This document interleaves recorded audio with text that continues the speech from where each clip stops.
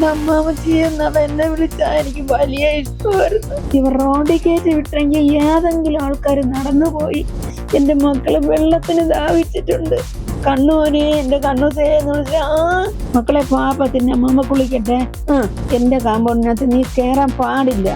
2:30 മണിയൊക്കെ ആയി വരുമ്പോ എനിക്കത് ഇഷ്ടപ്പെടില്ല. ഞാൻ കരഞ്ഞപ്പോ എനിക്ക് ദേഷ്യം വന്ന് അതിനെ കൈ തൂക്കിയെടുത്ത് കൊടുക്കണ കാര്യം പറഞ്ഞു തരാം. എവള് ഇവിടെ പിറം തലയടിച്ച് ഇവിടെ വീണതാണ്. ഇവിടുന്ന് ഇങ്ങനെ എല്ലാം വാരി തേച്ച് കയ്യും പെറും അത്രയും ആക്കി നാളെ മുതൽ 8:30 മണി എന്നല്ല 8:35 ഞാൻ കടവ് കിടക്കും. ഇതിനകത്ത് ഞാൻ കയറ്റയില്ലാന്ന്. ഇതിന് പനി തള്ളയെ കാണാതെ വന്നപ്പോ അതുകൊണ്ടാണ് നിങ്ങൾ കുട്ടിയെ കൊണ്ടുപോകണമെന്ന് എനിക്ക് ദേഷ്യം കയറി. 1.5 വയസ്സുകാരൻ അർഷിദിന്റെ ക്രൂരമായ കൊലപാതകത്തിന്റെ നടുക്കത്തിൽ നിന്നും നമ്മൾ ആരും ഇതുവരെ മാറിയിട്ടില്ല. ഇപ്പോൾ അർഷിദിന്റെ അമ്മയുടെ അമ്മ നമുക്കൊപ്പം ഉണ്ട്. എന്താണ്? എന്റെ ഹൃദയം പൊളന്നുപോയി. എനിക്കിപ്പോഴും ആ വിട്ട് മാറിയിട്ടില്ല ഭാരം.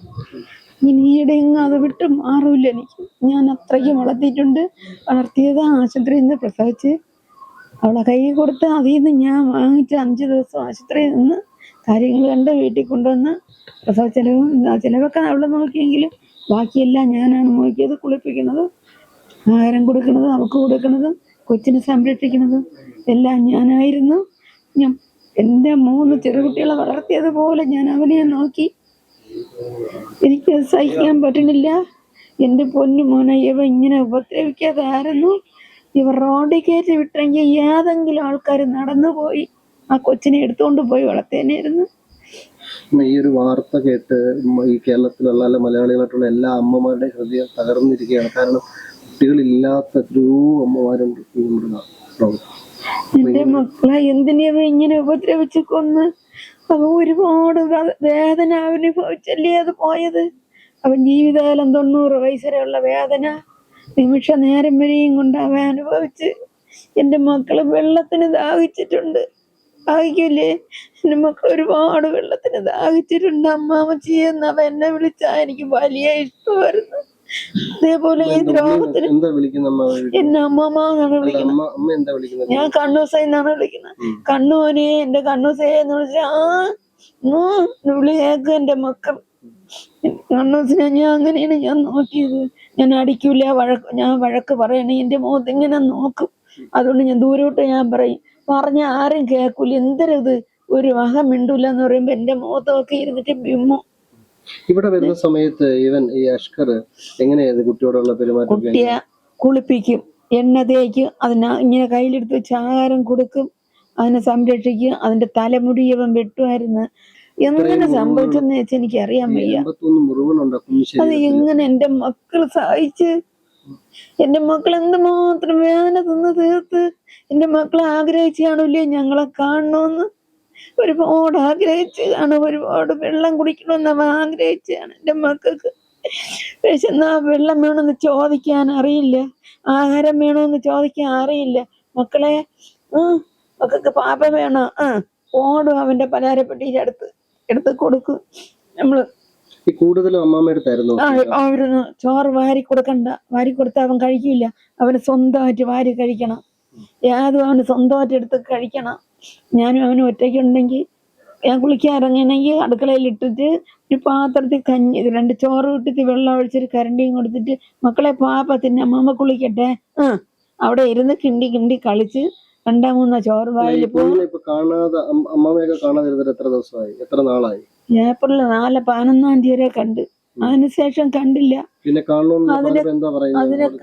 കാണണമെന്ന് ഞാൻ ആഗ്രഹിച്ചില്ല. ഈ എന്റെ വീട്ടിൽ പോയാൽ എനിക്ക് അങ്ങനെ ഞാൻ ആരും വീട്ടിൽ പോകണമെന്ന് ഇഷ്ടമല്ല. അതുകൊണ്ട് ഞാൻ പോവില്ല. നിസാരം ആ വീട്ടിൽ തന്നെ ഞാൻ പോകണമെങ്കിലും എനിക്ക് തോന്നണമെങ്കിലേ ഞാൻ അവിടെ പോകും. അങ്ങനത്തെ ഞാൻ. അപ്പോഴും ഈ 11-ാം തീയതി ഇല്ല ഈ കൊച്ചിനെ കൈ മാറിയതിന് ശേഷം വരൂല. ഞാൻ പറഞ്ഞു എന്റെ വീട്ടിൽ നീ കയറരുത്, എന്റെ കാമ്പൗണ്ടിനകത്ത് നീ കയറാൻ പാടില്ല. എനിക്ക് 2 മക്കളുണ്ട്. ആ മക്കൾ ഇനി എനിക്ക് മതി. ഞാൻ മരിച്ചു കിടന്നാലും അവരെ കൂട്ടുകാരെ കൊണ്ടുവന്ന് എന്നെ അടക്കം ചെയ്യുള്ളൂ, നീ അല്ല എന്ന് പറഞ്ഞ് ഞാൻ അവളെ ഈ വീട്ടിൽ കയറ്റാതെ ആക്കി. കാരണം ഇവന്റെ കൂടെ ചുറ്റി കറങ്ങാൻ നടക്കും. ചുറ്റി കറങ്ങിയിട്ട് വരുമ്പോ 2 മണി, 1:30 മണി, 1 മണി, 2:30 മണിയൊക്കെ ആയി വരുമ്പോ എനിക്കത് ഇഷ്ടപ്പെടൂല. ഞാൻ എന്റെ ജീവിതകാലം മുഴുവനും കുഞ്ഞ് ഞങ്ങളെ കൂടെ ഇവിടെ കാണും. ചില സമയങ്ങളിൽ കൊണ്ടുപോകും. ഞാൻ ഇഷ്ടം പോലെ ചുമട് ജീവിച്ചവളാണ്. ഇഷ്ടം പോലെ ചുമടിയൊന്നും ജീവിച്ചോളാം, മറ്റൊരു വഴിക്ക് ഞാൻ ഈ ജീവിച്ചോളല്ല. കാര്യം കൊണ്ടാണോ അമ്മാമയ്ക്കും ഇഷ്ടപ്പെടാഞ്ഞത്? ആ. ഈ ഇവർ രണ്ടുപേരും കൂടെ പോയി കഴിഞ്ഞാൽ കുഞ്ഞിനെ ഇവിടെ കളഞ്ഞിട്ട് അങ്ങ് പോകും. ഓ ഇവർക്ക് രണ്ടുപേർക്കും കുഞ്ഞിനെ വേണ്ട. വേണ്ട. ഒരു ദിവസം അവിടെ ഇരുന്ന കൊച്ചു കരഞ്ഞപ്പോ ഇവൾക്ക് ദേഷ്യം വന്ന് അതിനെ കൈ തൂക്കിയെടുത്ത്. ഞാൻ അങ്ങനെ ഒരു കുഞ്ഞുങ്ങളെയും കൈ തൂക്കി എടുക്കൂല, സമ്മതിക്കുകയില്ല. എന്റെ എന്തെങ്കിലും തെറ്റിയണ്ടാ ഞാൻ അപ്പോഴും അത് പറഞ്ഞ് ഞാൻ വെട്ടി തുറന്ന് അവിടെ ആരായാലും ഞാൻ പറയും. കൈ തൂക്കി ഇങ്ങനെ എടുത്ത ഞാൻ പറഞ്ഞു, ചന്ദന നീ അപ്പ കൈ തൂക്കി എടുക്കരുത്, അവിടെ ഇണിഞ്ഞു പോയാ നമുക്ക് ചന്ദന എന്ന് പറഞ്ഞാൽ അഖിലയുടെ പേരാണ്. അഖിലയുടെ പേര്. നീ കൈ ഇവിടെ പോയാ അപ്പൊ ആര് സംരക്ഷിക്കും? നമുക്ക് ആര് വരുമാനം ഉണ്ട് തരാൻ? നമുക്ക് ഒരു വരുമാനം ഇല്ല. നിന്റെ അമ്മ കഷ്ടപ്പെടണേ. ഞാൻ അഖില ഉപദ്രവിക്കുമായിരുന്നു കൊച്ചിനെ. ഇല്ല, അങ്ങനെ ഉപദ്രവിക്കില്ല, ഇങ്ങനെ തൂക്കിയെടുത്തോണ്ട് ഇവരുടെ സന്തോഷമുള്ള കാര്യത്തിന് ഒരു വിലങ്ങതടിയായിട്ട് കുഞ്ഞ് നിൽക്കുന്നു എന്നൊരു ധാരണ അവർക്കുണ്ട്. അല്ലെങ്കിൽ തരാൻ ആവില്ലല്ലോ, ആകെപ്പാടെ ഒരു ഇതായിട്ട്. അല്ലെങ്കിൽ ഇവർക്ക് ഇത് വരൂലല്ലോ എന്റെ മോന്. അല്ല, ഞാൻ ഒരു കാര്യം, ഈ കുഞ്ഞിനെ ഇത്ര ഇഷ്ടം ഉണ്ടായിരുന്നല്ലോ അമ്മാമ്മയ്ക്ക്, പിന്നെ ഈ ഇവര് കൊണ്ടുപോകാതെ കൊണ്ടുപോകാത്ത എനിക്ക് ദേഷ്യം കയറിയത് ഇവള് ഒരു പിന്നെ എന്തിനാ കുഞ്ഞിന് തിരിച്ചു കൊടുക്കണ കാര്യം പറഞ്ഞുതരാം. ഇവള് ഇവിടെ കൊണ്ടുവന്നാക്കിയപ്പോഴത്തേക്ക് ഞാൻ താഴെ വിളയുന്നു, വിറവ് ഉറക്കുകയാണ്. അപ്പൊ എന്റെ മൂത്ത ചെറുട്ടി ഞാൻ വീണ് തലയെല്ലാം പൊട്ടി 5 ദിവസം മെഡിക്കൽ കോളേജിൽ വെള്ളം തരാതൊക്കെ ഇട്ടിരുന്ന് അമ്മയും മോനെയും കൊണ്ട് എഴുതി ഒപ്പിട്ടൊക്കെ വെച്ചതിന് ശേഷമാണ് എന്നെ ഡിസ്ചാർജ് ചെയ്ത് അയച്ചത്. അത്രയ്ക്ക് ഞാൻ കഷ്ടപ്പെട്ട്. വീഴരുത്, ഒരു തട്ടുമുട്ട് ഏക്കരുത്, തലയെ ചുമണ്ട് വെക്കരുതെന്നൊക്കെയാണ് എഴുതി വെച്ച് വിട്ടത്. അതെല്ലാം അന്നൊക്കെ എനിക്ക് തലച്ചുറ്റലാണ്, എനിക്ക് എഴിക്കാൻ പറ്റില്ല, അരവായ എനിക്ക് തുറക്കാൻ പറ്റും, പിറം തലയടിച്ച് ഇവിടെ വീണതാണ്. അങ്ങനെ കഴിഞ്ഞ് അതുകൊണ്ട് വിറവ് പറക്കി വെച്ചാലും എന്റെ ഈ കക്ഷത്ത് വെച്ച് കൊണ്ടുവരെ ഇങ്ങനെ കൊണ്ടുവരെ ചെയ്യും. വയ്യാത്തോണ്ടാണോ ഇങ്ങനെ ചെയ്തത്? അതുകൊണ്ട് ഈ കുഞ്ഞിനെ നോക്കാൻ ആളില്ല എന്നുള്ളത് കൊണ്ടാണോ? അത് ഞാൻ ചെയ്തത് പറഞ്ഞുതരാം. ഇവള് കൊച്ചിനെ ഇവിടെ ആക്കിയിട്ട് അവള് കൊണ്ടുപോയി. ഒരു ദിവസം പ്രോഗ്രാമിന് പോകണമെന്ന് പറഞ്ഞാൽ അവൻ ഇവിടുന്ന് ആഹാരമൊക്കെ കഴിച്ചോണ്ട് അവനും അവന്റെ വണ്ടിയിലെ കിളികളും കൂടെ കയറിപ്പോയി. അവൻ നന്യോട്ട് പോയിട്ട് വിളിക്കണം, ഡീ നീ അപ്പി അവിടെ ആക്കിയിട്ട് നീ വാ, നമുക്ക് അവിടെ പ്രോഗ്രാം ഉണ്ട്. ഞാൻ പറഞ്ഞ അവന്റെ വായി കുരുവില്ലായിരുന്നല്ലേ, അപ്പൊ ഇവിടുന്നല്ലേ ആഹാരം കഴിച്ചോണ്ട് പോയത്. അവന് നിന്നോട് പറഞ്ഞ് നിന്നെയും കൊണ്ട് അവനെ പോവാം. അവിടെ ചെന്ന് നിന്നിട്ട് വിളിക്കുമ്പോ നീ എന്തൊരു പ്ലെയിൻ വഴി പോവോന്ന് ചോദിച്ചു. ഇതിന്റെ ഇടയ്ക്ക് വെച്ച് അവള് സാധനങ്ങൾ പറക്കണേ, ബാഗിനകത്ത് കുത്തിച്ചെരുക്കണ്, കൊണ്ടുപോവാൻ. ഇവിടെ ആഹാരം കോരി വെച്ചോണം, ആഹാരം കഴിക്കാൻ എല്ലാം ചെയ്യണം. ഞാൻ കേട്ട്, ചന്ദന നീ എവിടെ പോകാൻ പെരുങ്ങണം? അത് എന്നെ വിളിക്കണം, ചേട്ടൻ വിളിക്കണം, ഞാൻ പോണം. ഞാൻ കേട്ട്, അപ്പയ നിങ്ങൾ നോക്കിക്കോളി, എനിക്ക് നോക്കാൻ വയ്യ, എനിക്ക് നോക്കാൻ വേണ്ടല്ല, അവൻ നോക്കിക്കോട്ടെ, എനിക്ക് നോക്കാൻ വയ്യ. അപ്പോഴൊക്കെ ഞാൻ ഇളുത്തെളുത്ത് നിൽക്കുകയാണ്. അമ്മ ഇല്ല, അവള് ജോലിക്ക് പോവുകയാണ്. അപ്പോഴത്തേക്ക് ഇവള് ഇങ്ങനെയൊക്കെ ചെയ്തിട്ട് ഇവള് മുരുങ്ങൻ കരിയും കൺമഷി അതൊക്കെ പറക്കി വെച്ചിരുന്നു. ഇവൻ ചെന്ന് ഈ കൺമഷി എല്ലാം എടുത്ത് അവിടുന്ന് ഇങ്ങനെ എല്ലാം വാരി തേച്ച് കയ്യും പെറും അത്രയും ആക്കി ഇവൻ വീറുന്ന വേഷത്തിൽ നിൽക്കണം കൊച്ച്. അപ്പൊ എനിക്ക് ചിരി വന്നില്ല. ചിരി വരുമ്പോ ഇവള് കൊച്ചിനെ അടിക്കണമെങ്കിലോ എന്ന് കരുതി ഞാൻ ചിരിച്ചില്ല. ഇവള് ദേഷ്യപ്പെട്ട് അവനെ പിടിച്ച് അവിടെ കൊണ്ടൊക്കെ ഇരുത്തി കയ്യിലൊക്കെ വീണ്ടും തൂക്കിയെടുക്കുകയാണ്. ഞാൻ പറഞ്ഞു, നീ എൻ്റെ നിന്ന് വല്ലതാ വാങ്ങിച്ച് പിടിക്കും, ചന്ദന എൻ്റെ സ്വഭാവം നിനക്കറിയാം എന്ന് ഞാൻ പറഞ്ഞിട്ട് അവളൊന്നും മിണ്ടാതെ എല്ലാം തുടച്ച് പറക്കിയൊക്കെ എടുത്തിട്ട് കൊണ്ടുവച്ചിട്ട്, എന്നാൽ ഇവള് വീണ്ടും അത് മാറ്റണില്ല. അല്ലാതെ ഞാൻ ചോദിച്ചതല്ല അമ്മ, ഈ കുട്ടിയുടെ അടുത്ത് ഇത്ര സ്നേഹമുണ്ട് അമ്മാമയ്ക്ക്, ഇവർക്ക് രണ്ടുപേർക്കും കുട്ടിയെ വേണ്ടാന്നുള്ള ഒരു രീതിയിലാണല്ലോ അവര് പോണത്. അങ്ങനെയാണെങ്കിൽ കുട്ടിയെ ഇവിടെ ആക്കിയിട്ടല്ലേ പോയത്, അപ്പൊ നിങ്ങൾക്ക് അത് നോക്കാം സാഹചര്യം അങ്ങനെ ആയിരുന്നു. നോക്കാത്ത കാര്യം ഇവള് നന്ദിയോട് വരെ പോയില്ല. മുകളിൽ കയറി തിരിച്ച് കൊച്ചിനെ ഇവിടെ കൊണ്ടാക്കി. അവള് കൊണ്ടുപോയി ബാഗ് ഇവിടെ കൊണ്ടിട്ട് ഇവള് ഇറങ്ങി ഓടിപ്പോയിട്ട് 8:30 മണിയായപ്പം തിരിച്ചു വന്നു. ഞാൻ ഒന്നും മിണ്ടിയില്ല, ഒറ്റ അക്ഷരം മിണ്ടിയില്ല. പിറ്റേന്ന് നേരം വെളുത്തപ്പോൾ ഞാൻ കേട്ടു, ചന്ദന നീ കൊച്ചിനെ ഇവിടെ തള്ളിയിട്ട് നീ എവിടെ പോയത്? അത് ഞങ്ങൾ ചായ കുടിക്കാൻ പോയത്. 8:30 മണി വരെ ചായ കുടിക്കണോ? അത് ഞങ്ങൾ ചായയും കുടിച്ചിട്ട് അതിലേക്ക് കറങ്ങി ചുറ്റിട്ട് വന്നു. ശരി, നാളെ മുതൽ 8:30 മണി എന്നുള്ള 8:35 ഞാൻ കതവ് അടയ്ക്കും, ഇതിനകത്ത് ഞാൻ കയറ്റയില്ല എന്ന് പറഞ്ഞു. ഞാൻ ചെയ്തു, അതേപോലെ ചെയ്തു. കതവ് അടച്ച് കുറ്റിയിട്ട് 8:35 അടച്ച് അവിടെ ഇരുന്ന് ഞാൻ 10:30 മണി വരെ 24-ഉം ഏഷ്യനെറ്റും കണ്ടുകൊണ്ടാണ് ഞാൻ ഇവിടെ ഇരിക്കുന്നത്. ഇവിടെ ഇരുന്നിട്ട് ഞാൻ കിടക്കാൻ പോകും. ഇതിനിടയ്ക്ക് വെച്ച് ഞാൻ ആഹാരം കഴിക്കും, പട്ടിയുടെ അടുത്ത് പോകും, എൻ്റെ വീട്ടിലെ ജോലികൾ ഒതുക്കും. ഭാഗത്ത് ഇട്ടിട്ട് കൊണ്ടുപോയതിനു ശേഷം പിന്നെ നിങ്ങൾക്ക് കാണണമെന്ന് തോന്നി. എന്നിട്ട് ഇവിടെ വന്നിരുന്ന തങ്ങളിൽ ഇടിയും കതവ് തുറക്കാം. ഞാൻ തുറന്നില്ല. മോളഴിച്ച് വന്ന് കഥ തുറന്ന് കയറി. അവള് കുറെ വഴക്കെല്ലാം പറഞ്ഞിട്ട് മൈൻഡ് വെക്കാതെ പോണം. അത് എങ്ങനെ അത് എങ്ങനെ ഞാൻ കൊടുത്ത് പാലോട് അല്ല പച്ചയില് ഉത്സവം ഒരാഴ്ചക്ക് മുമ്പേ ഡാൻസ് ആടാൻ നടക്കണം. അപ്പൊ ഈ കൊച്ചിനെ ഇവിടെ കൊണ്ടുപോയി വീട്ടിലാക്കിയിട്ട് എത്ര ദിവസം വരെയൊക്കെ മാറി നിന്നിട്ടുണ്ട്? ഇപ്പൊ 1.5-2 മാസം വരെ അവൾ അങ്ങനെ നിന്നു. അതുകൊണ്ടാണ് അതുകൊണ്ടാണ് ഞാൻ ഇവിടെ അത് എങ്ങനെ ഏൽപ്പിച്ചത്.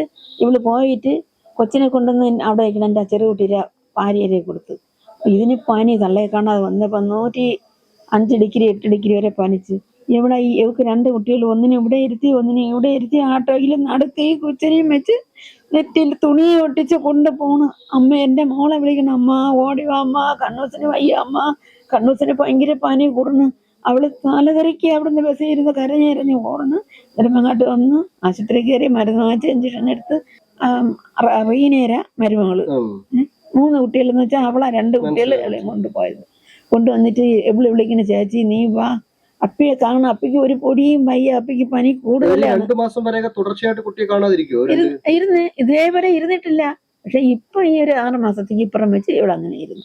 അതുകൊണ്ടാണ് നിങ്ങൾ കുട്ടിയെ കൊണ്ടുപോകണമെന്ന് എനിക്ക് ദേഷ്യം കയറിയത് എങ്ങനെ, ഇവളുടെ ഡാൻസ് ക്ലാസ്സിൽ പോകേണ്ടത് ഒരു കൊച്ചു കുട്ടിയുണ്ട്, അതിനെ എടുക്കണ്, ഉമ്മം വയ്ക്കണ്, അടുത്ത് വെച്ച് കിടത്തണ്, അതിന് ആഹാരം വാങ്ങിച്ചു കൊടുക്കണം, വാങ്ങിച്ചു കൊടുക്കണ്, എല്ലാം ചെയ്യുന്ന. ഉത്സവ പറമ്പിൽ കൊണ്ടുപോകണം, 2 കൂടെ എടുത്ത് തോളിൽ വയ്ക്കണം, ഏന്തി പിടിച്ചുകൊണ്ട് നടക്കണം.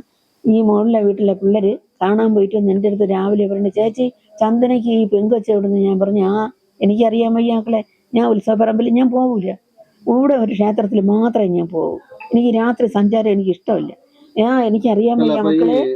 അതിനുശേഷമാണ് പറഞ്ഞത് സ്റ്റേഷനിൽ കൊണ്ട് പരാതി കൊടുത്തു. അപ്പോഴേ ഞാൻ ഇത് തിരക്കി. അപ്പൊ ഇല്ല, ആ കൊച്ചിനോട് കാണിക്കണേക്കാളും ഇതല്ലേ ഒരു ഉപകാരം കാണും ഇതിന്. അങ്ങനെ എനിക്ക് വാശി കയറി. ഞാൻ എവിടെ തുറഞ്ഞ് ഇതിനൊരു കൊച്ചിന് അപകടം പറ്റിയ സമയത്ത് കൈ ഒടിഞ്ഞതിന് ശേഷം അതൊന്നും അപ്പോഴൊന്നും കണ്ടിട്ടില്ലല്ലോ? ഇല്ല. അപ്പോഴും ഞാൻ അവിടുത്തെ പറഞ്ഞ് അതിനുശേഷം പിന്നെ ഈ മരണ വാർത്തയാണോ അറിയുന്നത്. ഈ കൊച്ചിനെ നീ ഏൽപ്പിക്കണം, ഏൽപ്പിക്കേണ്ടവരെ നീ ഏൽപ്പിച്ചോ, എനിക്ക് നോക്കാൻ വയ്യ, എനിക്ക് ശ്വാസം മുട്ടലുണ്ട്. ഞാൻ എന്നിട്ട് ഒരു അടുക്കള വീട്ടിലെ ജോലിക്ക് പോയി. അതെ, എനിക്ക് ആയിരിക്കാം, ഉറപ്പാണ്. കുഞ്ഞിനെ പലപ്പോഴും വേണ്ടായിരുന്നല്ലോ. അല്ല, ആയിരുന്നു. അതല്ലെങ്കിൽ ഇങ്ങനെ വരൂലല്ലോ.